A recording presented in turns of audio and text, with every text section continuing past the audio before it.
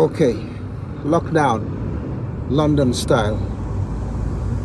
Right, this is Saturday night, and this is downtown Kensington. This is where it all happens on a Saturday night. Buzzing, packed, full of revelers, full of party goers, party animals. This lockdown, although done for the right reasons, has turned London and its bustling streets, bustling life night into a ghost town.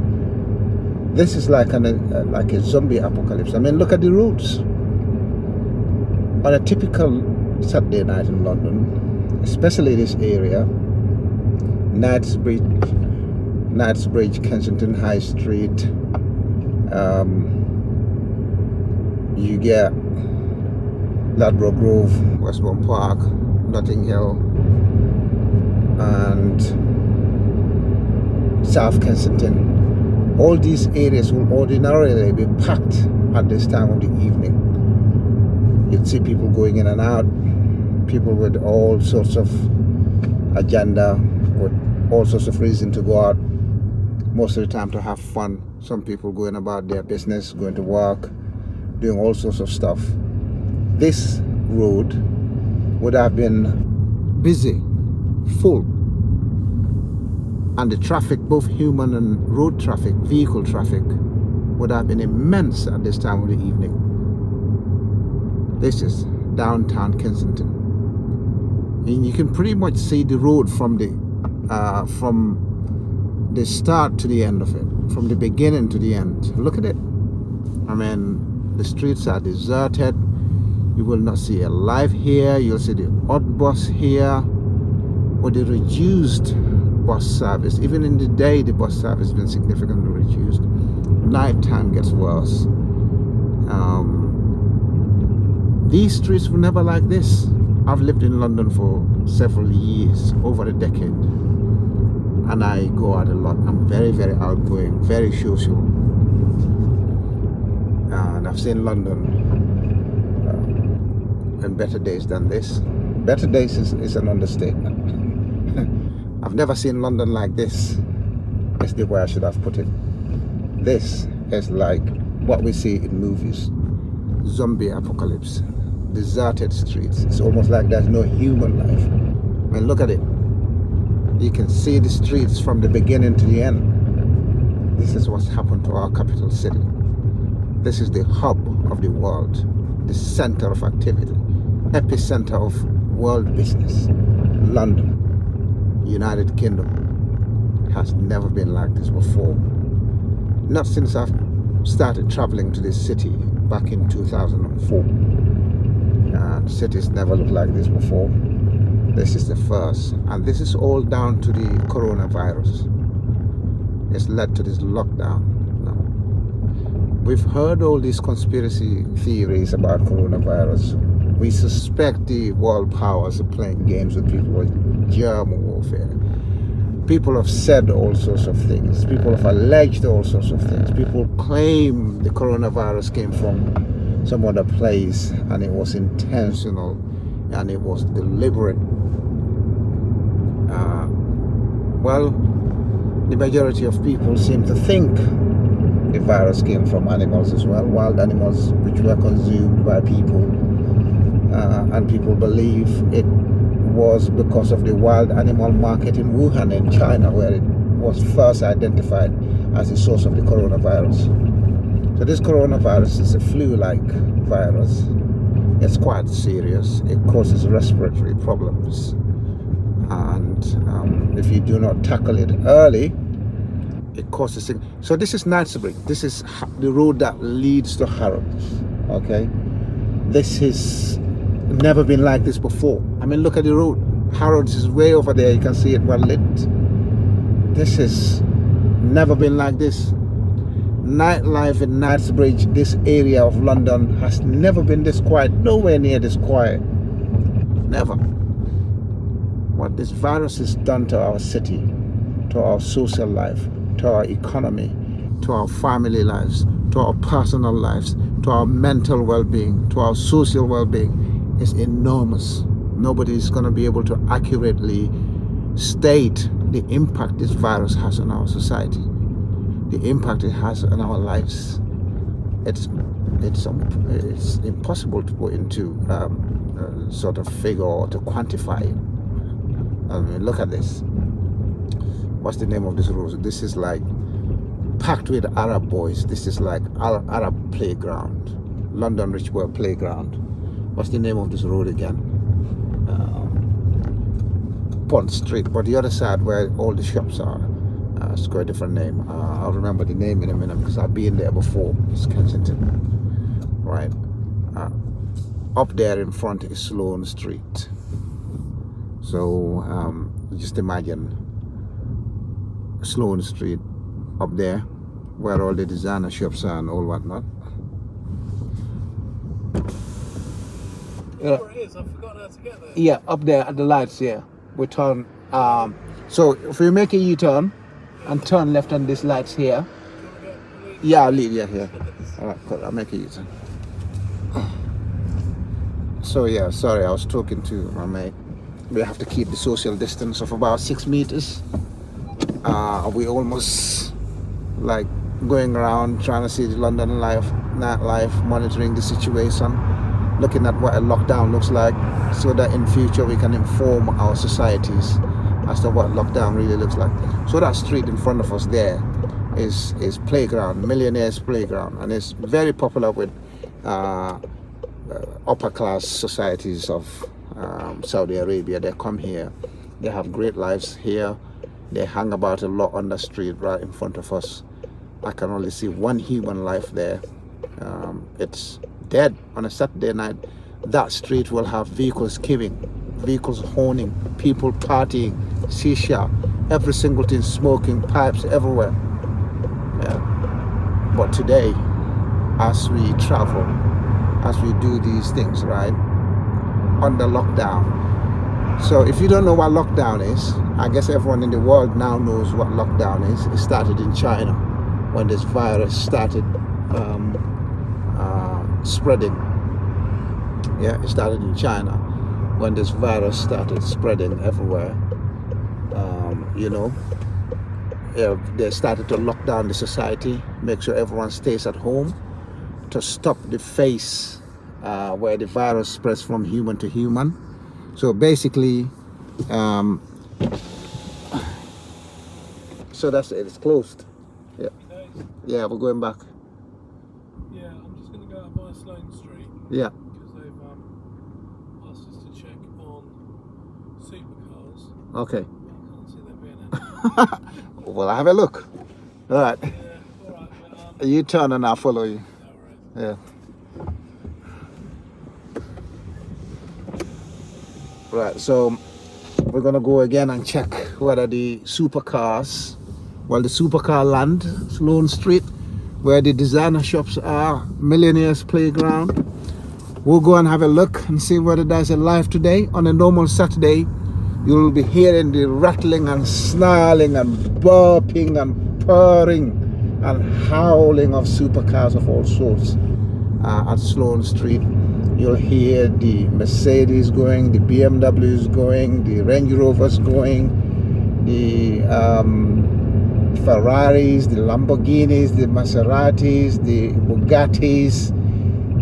You think of any supercar there is in the world, it runs on the streets around here, and it's this little square from the street behind us here, which I further earlier described as a playground for millionaires, especially popular with the Arab boys. They love their toys, they love their joints, pieces of metal mayhem. They love their beast on the road. Now it's not just them, obviously. This is where the pomp and ceremony takes place. Anyone who's got one little piece of machinery that's mean, that's green, that's lean, that makes noise super fast, comes around this end on a Saturday, typical Saturday evening, Saturday daytime, Sunday morning, Sunday daytime. These are the areas they keep encircling, from Sloane Street to Knightsbridge, and then they come that way to Blenheim Road or Gardens, which is the playground behind us. This is where they come. This is where they show off, which is nothing wrong. I don't have problems with people showing off. It's absolutely fine. That's why people work hard to achieve stuff, to earn stuff, to be able to live the life they want to live. You know? So let me cancel that indicator because it's making noise. I'm just about to turn left into Sloane Street. You watch the Sloane Street. Lots of designer, upper class designer stores abandoned. No sign of a supercar. This is a Saturday in London on Sloane Street. Very unusual. I mean, like I said before, this is a sight never before seen on the streets of London. This is Hermes, this is Prada again, Chanel, Audemars Piguet. We have Tod's, we have Armani, we have Saint Laurent, we have Valentino, we have Dior, Bottega, Versace, Bulgari, we got Fendi, we got Roberto Cavalli, we got Delvaux, we got Gucci, we got Roger Vivier, we got Gina, we got, oh my god, you know what, it's ridiculous. Kraft, Hogan, Omega, Murphy, what you can think of, anything. Tom Ford, wow.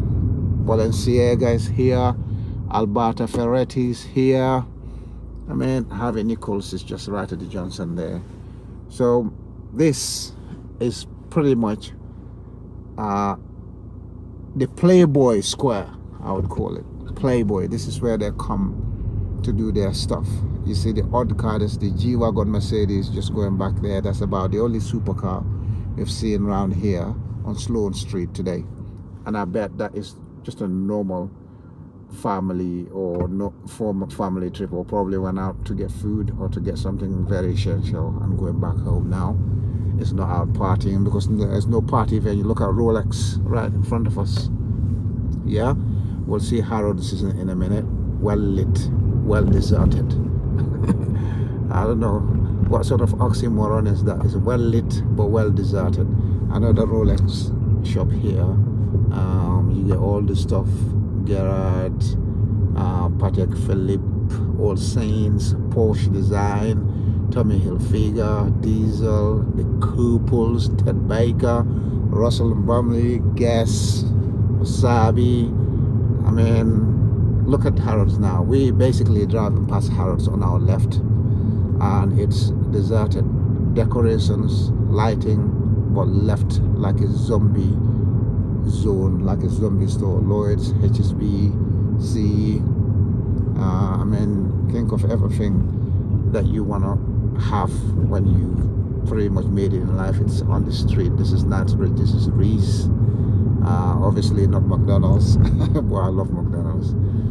I rarely eat in there, but I don't mind it now and again. So this is Beauchamp Place. Okay, the Arab place that I was talking about is there. It's Beauchamp Place. This is Emporio Armani again. Beauchamp Place is where the Playboys end up after they've encircled this whole area with the rasping vehicle engines, supercars. They go and settle there. They have their shisha there. They have their Arab delicacies. They have Middle Eastern, Persian delicacies there. That's where they go and settle after they've made a lot of hustle and bustle in the streets of London with their supercars. After they've deafened people, they just go and sip their little tea and Mediterranean tea, Persian tea, and then you can smell all the scents of Arabia, you know, all the aroma of the Arabia, all the essences. You find them on that Beauchamp Place. So we're going back. This is Cromwell Road now. This is like a main road outside of Kensington, going towards the west of London, going towards Heathrow.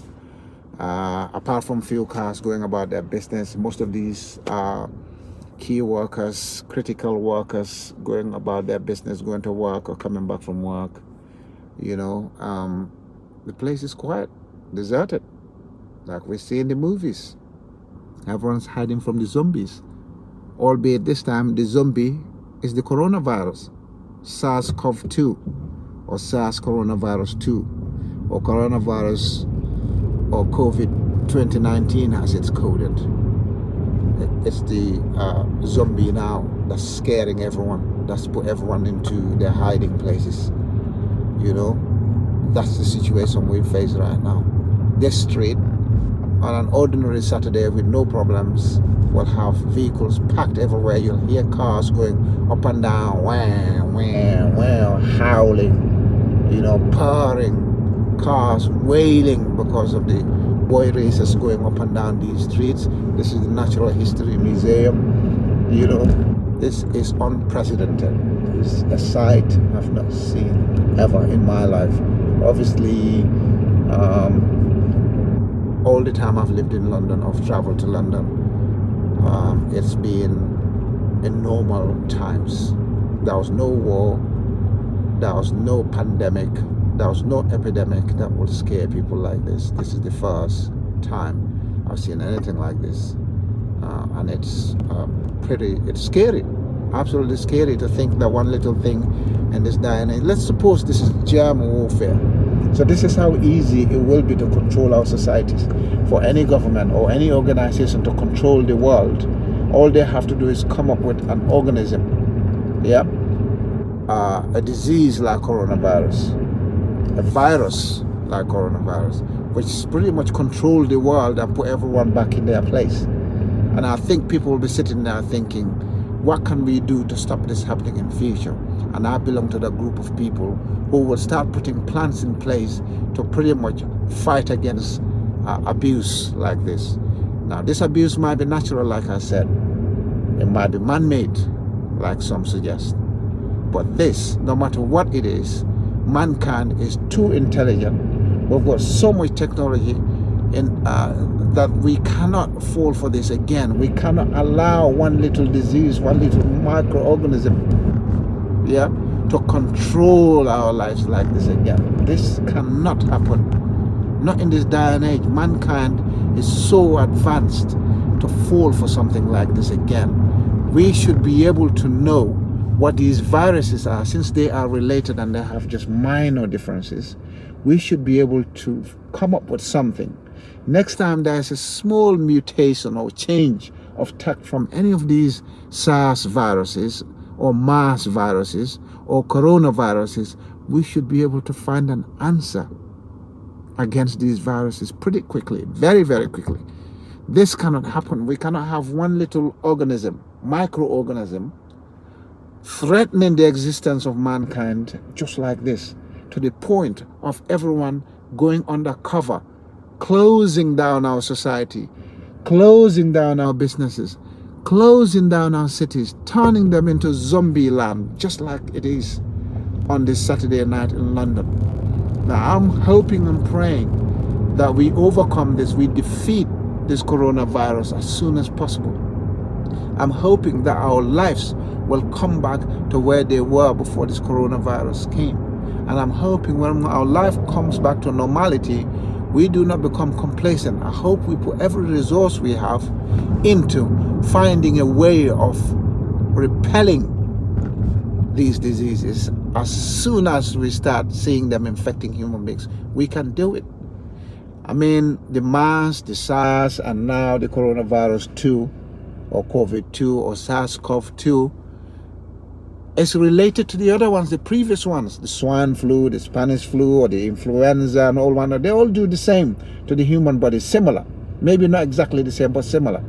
We should be able to find a formula that should either be universal or will require a little bit of adaptation to be able to repel, to be able to destroy these viruses that are only made to come and destroy the human life. I'm gonna end this video, and I hope you learn from it, and I hope you see the signs of a lockdown, and I hope you see what whoever created the coronavirus, if it's man-made, whoever created it can have a look at this video and know what sort of negative impact they've created for mankind, for people's lives, what sort of hardship they're putting people through. But if it's a natural virus too, I want mankind not to be able to rest on whatever little success we have against this coronavirus. I want us to be able to continue research, to be able to put resources into finding ways of dealing with viruses of all RNAs.